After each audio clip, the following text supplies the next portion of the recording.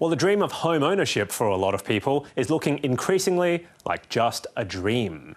Especially when you look at how much prices have risen in Brisbane, Adelaide and Perth since COVID first struck.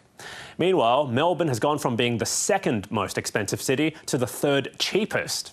As for who's borrowing the most, it's the owner-occupiers that are upgrading to a new home.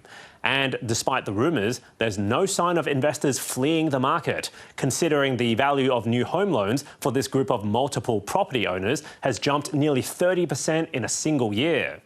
First home buyers, though, aren't getting much of a break. As for whether boomers or younger generations had it tougher, this chart comparing the gap between median house prices and one's capacity to pay should settle the matter. Meanwhile, investors are a bit on edge with just a few days until the US election. The All Ords fell by 0.5% today, which contributed to this week's fairly steep loss of around 1%. Though it did do better than most other share markets, except for Hong Kong and Shanghai. Now back home, Macquarie was one of today's worst performing stocks after investors decided its $1.6 billion profit wasn't high enough. While oil prices jumped, gold and iron ore fell, and the Aussie dollar slipped to 65.7 US cents.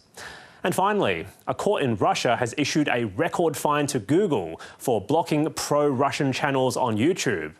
It's after 20 decillion US dollars from the tech giant. And that works out to be 20 billion trillion bucks, which is more money than there is in the entire world. And that's finance.